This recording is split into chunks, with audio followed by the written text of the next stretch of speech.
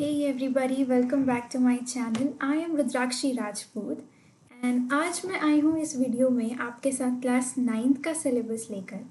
ये वीडियो एक introductory video होने वाली है जिसमें मैं न्यू एनसीईआरटी के अकॉर्डिंग आपको एक बार सिलेबस बताने वाली हूँ आपके 9th क्लास का एसएसटी का टू बी प्रिसाइज्ड, जिसमें हमारे पास काफ़ी सारे चैप्टर्स हैं। जैसा कि आपको पता है इस बार history, geography, economics and political science सारे सब्जेक्ट्स को एक ही जगह पर एक ही दो बुक्स में टू बी प्रिसाइज अरेंज करा गया है।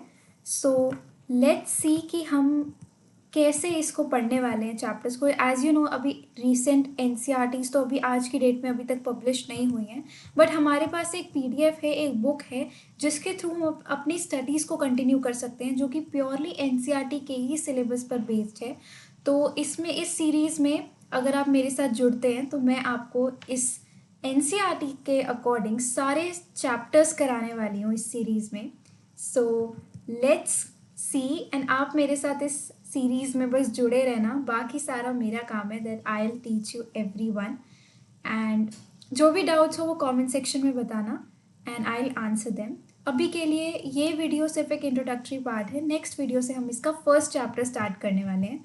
एंड इस वीडियो में मैं बेसिकली आपको कंटेंट्स बताना चाहती हूँ एग्जैक्टली कि कंटेंट्स क्या हैं आपको जो क्लास 9th में बेसिकली पढ़ना है इन एसएसटी।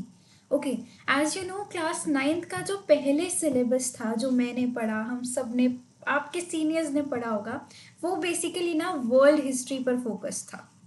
वर्ल्ड हिस्ट्री पर फॉर एग्जांपल आपका फर्स्ट चैप्टर फ्रेंच रेवोल्यूशन से रिलेटेड था।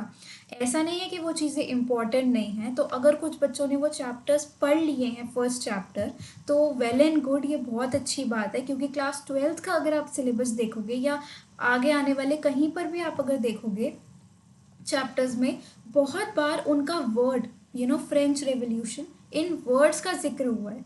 तो उस टाइम आप अगर हिस्ट्री में जाकर पढ़ोगे तो दैट विल बी सो, मतलब बहुत ज़्यादा टाइम टेकिंग हो जाएगा।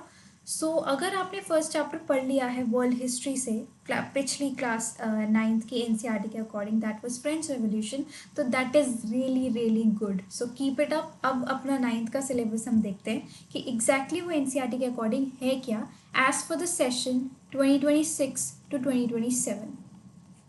ओके, एंड मैं ये वीडियो बना रही हूँ 6 अप्रैल 2026 को।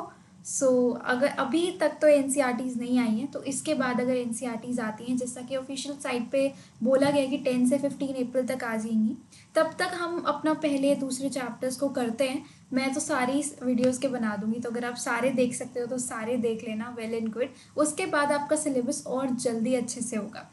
So let's go. मैं फर्स्ट चैप्टर, जैसा कि ये पार्ट 2 में डिवाइडेड है आपका जो एनसीईआरटी के अकॉर्डिंग जो सिलेबस आपको गिवन है।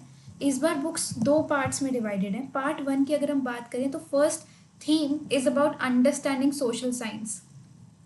आपको बेसिक लेवल से स्टार्ट कराया जा रहा है यूपीएससी लेवल तक पहुंचाने के लिए कि एसएसटी का मतलब क्या होता है, आप क्यों पढ़ते हो एसएसटी, उसका मीनिंग क्या है, उसका स्कोप क्या है, उसकी रेलेवेंस क्या है, उसकी गाइडिंग वैल्यूज़ क्या है, आप सोशल साइंस को इंडियन पर्सपेक्टिव से कैसे समझोगे। This is what is basically written here. इसके बाद अगर आप थीम 2 पे जाते हो तो ये ज्योग्राफी से रिलेटेड आ जाता है, जिसमें आपको बताया गया है कि शेपिंग ऑफ अर्थ सरफेस, अर्थ का जो सरफेस है वो कैसे बना है, सरफेस के अंदर टेक्टोनिक प्लेट्स प्रेजेंट होती हैं, उनके बारे में यहाँ पे बताया गया है। वेदरिंग एंड इरोजन क्या होता है, इंटीरियर ऑफ द अर्थ क्या होता है, लैंडफॉर्म्स एंड डिजास्टर्स क्या होते हैं, इसके बारे में बताया गया है सेकेंड चैप्टर में, that is of geography. Third chapter भी आपका ज्योग्राफी से रिलेटेड है, that is atmosphere and climate. जैसा कि आपको पता है आजकल एटमॉस्फेयर एंड क्लाइमेट की बहुत ज़्यादा बातें हो रही हैं, कितने सारे वर्ल्ड इंटरनेशनल लेवल्स पर एग्रीमेंट्स हो रखे हैं एटमॉस्फेयर एंड क्लाइमेट से रिलेटेड। कोई कंट्री बोलता है कि आपको अपना कार्बन इरोजन्स, कार्बन जो आप एमिशंस कर रहे हो उसको कंट्रोल करना चाहिए। इंडिया ने कितनी सारी ट्रीटी साइन कर रखी हैं जिससे वो अपना कार्बन का जो एमिशन है, मतलब जो पोल्यूशन, कार्बन से बेसिकली पोल्यूशन होता है, तो उन गैसेस के प्रोडक्शन को रिड्यूस करेगा। तो ऐसे बहुत सारे इंटरनेशनल लेवल पर एग्रीमेंट्स हो रखे हैं। आपको एक मैं होमवर्क दे रही हूँ कि आप मुझे कोई भी एक ऐसा एग्रीमेंट का नाम बताना जो रिसेंट में, सबसे ज़्यादा रिसेंटली इंडिया ने साइन करा है अबाउट क्लाइमेट एंड एटमॉस्फेयर, कि इंडिया ये योगदान देगा एटमॉस्फेयर को अच्छा करने में, क्लाइमेट को अच्छा करने में। ओके, सो बेसिकली ये जो थर्ड चैप्टर है ये इसी से रिलेटेड है कि एटमॉस्फेयर का कॉम्पोजिशन क्या होता है, क्या क्या लेयर्स होती हैं एटमॉस्फेयर में एंड एवरीथिंग, एलिमेंट्स क्या हैं वेदर एंड क्लाइमेट के, वेदर एंड क्लाइमेट डिफरेंट होते हैं। ओके, सीजन्स क्या होते हैं इंडिया में, क्लाइमेट चेंज क्यों होता है, कैसे होता है, carbon footprint, monsoon in India, floods, ये इन सब के बारे में। Again this is a chapter from geography. मैं ये आपको इसलिए बता रही हूँ ताकि आपको एक बेसिक आइडिया हो कि हिस्ट्री के जो 4 पार्ट्स होते हैं, that is history, sorry SST के जो 4 पार्ट्स होते हैं, that is history, political science, geography and economics. अभी as of now class 9th में इसके ऊपर एक ही बुक बना दी गई है, लेकिन आपको एक डिस्टिंक्शन पता होना चाहिए कि इन चारों में एग्जैक्टली पढ़ाया क्या जाता है। हिस्ट्री में आपको पास्ट के बारे में पढ़ाया जाता है, पॉलिटिकल साइंस में आपको करंट इश्यूज के बारे में पढ़ाया जाता है, जैसे democracy, voting rights, fundamental rights, constitution and all that. Geography में ना आपको क्लाइमेट, एटमॉस्फेयर, अर्थ के बारे में ये सब बताया जाता है, आपके आसपास की एनवायरनमेंट है उसके बारे में बताया जाता है। And economics is all about like money matters, ठीक है, बैंकिंग सिस्टम हो गया इकोनॉमिक्स में, या फिर barter system and all that. Economics is all about money matters, money से रिलेटेड या टैक्टिक्स से, मतलब डेमोग्राफिक्स से related, that is all about economics. इसी के साथ हम थीम 4 पे अगर बढ़ते हैं तो थीम 4 में आपको बताया गया है beginning of civilisations. Beginning of civilisations में आपको बताया गया है about the earliest people. First 4th वाले आपको यूनिट में बताया गया about the earliest people. Again this is a chapter from history. इसमें आपको बताया गया कि स्टोन एज क्या था, कैसे लोगों ने अपने आप को, कैसे मतलब लोग यहाँ पे कैसे आए थे, ठीक है। कभी सोचा है कि एग्जैक्टली ह्यूमन बींग्स का एवोल्यूशन कैसे हुआ, हम कैसे हैं, हम बोलते हैं कि हम पहले जानवर थे, मंकीज़ थे, ऐसा बोला जाता है, बट हम मंकीज़ नहीं थे, ठीक है। तो हम कैसे आए एग्जिस्टेंस में, हम कैसे आए, ठीक है, इसके बारे में बताया गया in the chapter the stone age. उसके बाद कैसे कैसे सिविलाइजेशंस आई, कैसे कैसे जब इंसान ने सीखा, जब एप से इंसान बने तो कैसे इंसान ने सीखा कि वो सिविलाइजेशंस में रहेगा, कैसे विलेजेस बनी, कैसे इरिगेशन सिस्टम बने, कैसे फार्मिंग डेवलप हुई, दैट इज कैसे ट्रेड डेवलप हुई, that is all we are going to study in Harappan and contemporary Mesopotamian civilisation. Then similarly Egypt और चाइना में भी सिविलाइजेशन उस टाइम पे एग्जिस्ट करती थी, तो उनके बारे में भी हम यहाँ पे पढ़ेंगे। जब एक बार सिविलाइजेशंस डेवलप हो गई उसके बाद का टाइम था अबाउट वैदिक एज। वैदिक एज, हमारे 4 वेद होते हैं, हम मुझे कमेंट सेक्शन में बताना कौन कौन से 4 वेद होते हैं, ठीक है। ये हमारी वैदिक एज में बताया गया है। वैदिक एज में और ज़्यादा सोसाइटीज़ का डेवलपमेंट हो गया था, विमेन के लिए राइट्स थे। एक टाइम ऐसा था जब विमेन को राइट्स नहीं थे और एक टाइम ऐसा था जब विमेन को राइट्स थे। तो this is all we are going to study in Vedic age. उस टाइम की ज्योग्राफी क्या थी, उस टाइम की सोसाइटी एंड इकोनॉमी क्या थी, एंड इसके सोर्सेज क्या क्या है। हमें कैसे पता वैदिक एज में क्या हुआ था, ऋग्वेदिक एज में क्या हुआ था, हमें नहीं पता ना। हमें कैसे पता, क्या सोर्सेज हैं उस चीज़ के, ठीक है। The next chapter is about the rise of kingdoms and republics and early empires. Early empires कौन कौन से थे, जब फाइनली वैदिक एज भी ख़त्म हो गई, इसमें मौर्यन एम्पायर का जिक्र आएगा, और भी उस टाइम पे कौन कौन से कंटेम्प्रेरी एम्पायर्स थे उनके बारे में बताया जाएगा। देन ये सारा अभी तक जो हमने पढ़ा है हिस्ट्री से रिलेटेड था। स्टार्टिंग में ज्योग्राफी था, फिर अब हिस्ट्री है। फिर थीम 6 से आपको पॉलिटिकल साइंस देखने को मिलता है। जैसे पहला 9th चैप्टर हमें देखने को मिलता है अबाउट अंडरस्टैंडिंग डेमोक्रेसी। डेमोक्रेसी क्या होता है, फीचर्स क्या हैं डेमोक्रेसी के, रूट्स क्या हैं डेमोक्रेसी की इंडिया में, टाइप्स क्या हैं डेमोक्रेसी के, चैलेंजेस क्या हैं डेमोक्रेसी में, डेमोक्रेटिक सिस्टम दुनिया का क्या है। Not only about India, we are also going to study about the world here in class 9th. उसके बाद का चैप्टर भी आपका पॉलिटिकल साइंस से रिलेटेड है, दैट इज इलेक्शंस। इलेक्शंस क्या होते हैं, कैसे हम अपने रिप्रेजेंटेटिव्स को चुनते हैं, इम्पोर्टेंस क्या है इलेक्शन की, इलेक्शन लॉज क्या है, क्या कानून एग्जिस्ट करता है इलेक्शन से रिलेटेड इंडिया में, कॉन्स्टिट्यूएंसी क्या होती है, इलेक्टोरल रोल्स क्या होते हैं, एन्यूमरेटर्स क्या होते हैं. We are going to study this and this is I am telling you this is the most interesting chapter. Electoral systems क्या है, इलेक्शन कमीशन क्या है एंड पार्टी सिस्टम क्या है इंडिया में. Next we are going to study about building blocks in economics. इसके बाद economics के चैप्टर आपके आ जाते हैं which we are going to study choices क्यों मैटर करती हैं, बेसिक्स क्या हैं इकोनॉमिक्स के बेसिकली. देन प्राइजेस चेंज क्यों होते हैं, story of demand and supply. Okay, तो थीम 8 से बेसिकली आपका इकोनॉमिक्स है एंड उसके बाद आपकी 8 थीम्स हैं पार्ट 1 में. एंड देन आपका पार्ट 2 है सेकेंड बुक, जिसमें आपकी थीम 1 अगेन ज्योग्राफी से रिलेटेड है, जिसमें आपको ओशंस एंड लाइफ के बारे में बता रखा है. Water in the oceans, ocean water waves क्या है, टाइड्स क्या है, करंट्स क्या है एंड एवरीथिंग. सेकेंड चैप्टर है disaster preparedness and regulatory frameworks, again of geography. Disasters क्या होते हैं, डिजास्टर्स के लिए प्रिपेयर्ड कैसे रहा जाता है, एंड रेगुलेटरी फ्रेमवर्क्स मतलब क्या क्या ट्रीटीज़ या क्या क्या रेगुलेटरी अथॉरिटीज़ हैं जिन्होंने कुछ काम किया है डिज़ास्टर को उनसे बचने के लिए, या फिर अगर डिज़ास्टर आ जाए तो उससे कैसे मतलब डील किया जाए. International maritime rules and regulations क्या हैं about disaster. This is so interesting, I am telling you, है ना. इसके ऊपर अगर आप करंट अफेयर्स भी फॉलो करते हो ना तो आपको इसके बारे में काफ़ी कुछ पता होगा. एंड अगर आप नहीं भी करते it's okay, we are going to discuss yeah. So let's get started. अगली वीडियो से हम फर्स्ट चैप्टर स्टार्ट करने वाले हैं. That was about social science, meaning, importance, उसकी जो गाइडलाइंस हैं and everything. We are going to study that first chapter in the next video. Theme 2 है अबाउट लाइफ ऑन अर्थ, जिंदगी कैसी है इस धरती पर. बताओ आपकी ज़िंदगी कैसी है. मेरी तो बहुत अच्छी चल रही है, आप बताओ आपकी कैसी चल रही है. ओके, लेकिन यहाँ पर हम वैसी ज़िंदगी की बात नहीं करेंगे. यहाँ पे हम देखेंगे फॉरेस्ट होते हैं इस दुनिया में, फॉरेस्ट हैं, बायोडाइवर्सिटी है, लाइवलीहुड्स हैं, ये क्या है बेसिकली. ठीक है. Then in the fourth chapter we are going to study about conservation and livelihoods in the forest areas. Government की पॉलिसीज़ क्या हैं and programmes of forest management and then support for forest dwelling communities. Theme 3 है building a resilient India. Again ये history से related आ गया. Early medieval India, basically मैं आपको बताऊँ ना, क्लास 9th में पहले क्या था, वर्ल्ड हिस्ट्री थी.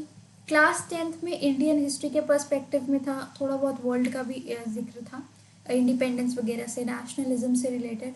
देन 11th और 12th में आपका था हिस्ट्री में कि आपको प्रॉपर हिस्ट्री पढ़ाई जा रही है, ancient, medieval, modern. And same with political science, starting से लेकर पॉलिटिकल साइंस का जब से जन्म हुआ था तब से लेकर अभी तक की पॉलिटिकल साइंस 11th और 12th में बेसिकली सब कुछ.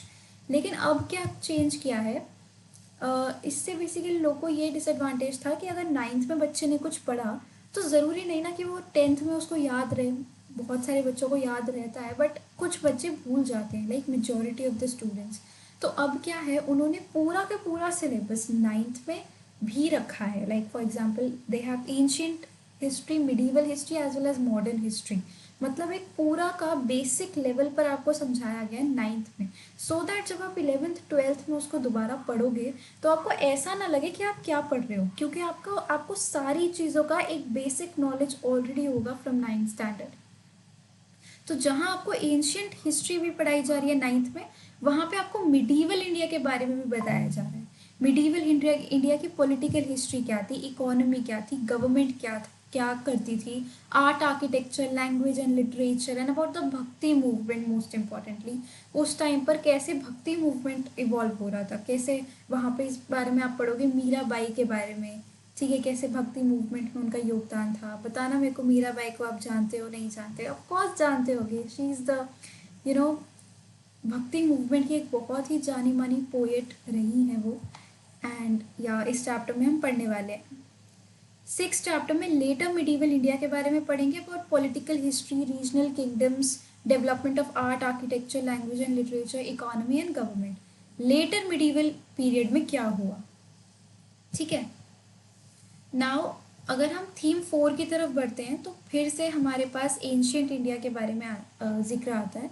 कि एंशियंट इंडिया में, अब देखो थीम 4 में ना हमने एंशियंट इंडिया के बारे में पहले पढ़ लिया, stone age, Harappan civilisations, contemporary civilisations, फिर एम्पायर्स, है ना, भक्ति मूवमेंट, फिर मिडीवल इंडिया में। अब हम पढ़ रहे हैं इंडिया एंड द वर्ल्ड के बारे में अंडर थीम 4 कि एंशियंट इंडिया में, एंशियंट इंडिया जो था उसका पूरे वर्ल्ड के साथ, ओके, पूरे वर्ल्ड के साथ कैसा सिनेरियो था। Just give me 1 minute, okay.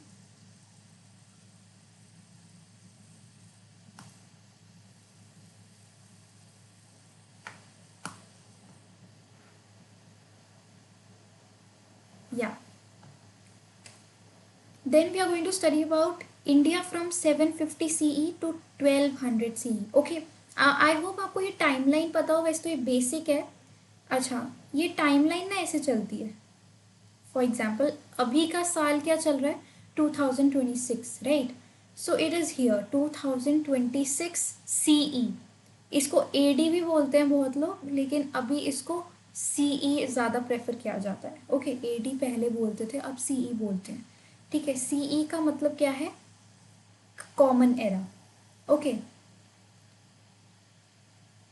And यहाँ पर मैं इसको लिख रही हूँ 0। ओके, एंड 0 से पहले जितने ईयर्स थे they were in the BCE, before common era. इसको BC भी बोलते हैं, बिफोर क्राइस्ट, और बिफोर कॉमन एरा अब प्रेफर करते हैं, before common era and common era. ठीक है, 0 बेसिकली हम टाइमलाइन कब डिसाइड करें, जब जीसस क्राइस्ट का बर्थ हुआ था। ठीक है, when Jesus Christ was born. ये एक टाइमलाइन है जो बेसिकली ब्रिटिशर्स ने जब उन्होंने हमारे ऊपर रूल किया था तो ये टाइमलाइन वो लेकर आए थे। तो यही टाइमलाइन अभी ऑल ओवर द वर्ल्ड यही टाइमलाइन चलती है। नहीं तो हमारे कैलेंडर्स के अकॉर्डिंग आप बताना अभी कौन सा साल चल रहा है हमारे इंडियन कैलेंडर के according, but all over the world ये टाइमलाइन ज़्यादा फॉलो की जाती है। And I will tell you, 0 से पहले जो टाइम था वो उल्टा चलता था। फॉर एग्जाम्पल ये ऐसे चलेगा 1000 BCE, 999 BCE, एंड सिमिलरली सबसे ज़्यादा करीब क्या होगा 0 के, 1 BCE। ओके, एंड यहाँ पे फिर यहाँ से अगर हम राइट साइड मूव करेंगे तो हमारे ईयर्स बेसिकली सीरियल वाइज चलेंगे। For example 1 common era, 2 common era, ऐसे सिमिलरली 1947 कॉमन एरा में हमें आज़ादी मिली थी। तो यहाँ पर बात हो रही है इंडिया 750 CE से 1200 CE तक, मतलब 750 CE से यहाँ तक 1200 CE तक। आई होप आपको एक जनरल आइडिया मिल रहा होगा कि हम क्या बात कर रहे हैं। इस टाइम में बेसिकली ट्रेड कैसे होता था, इंडिया का नॉलेज सिस्टम क्या था, कल्चर क्या था इंडिया का, इस बारे में हम यहाँ पे बात करेंगे। Again then theme 5 is about authority. ठीक है, अथॉरिटी क्या होती है, again from political science, constitution के बारे में and everything. Theme 6 is about entrepreneurship and startups. It is about economics.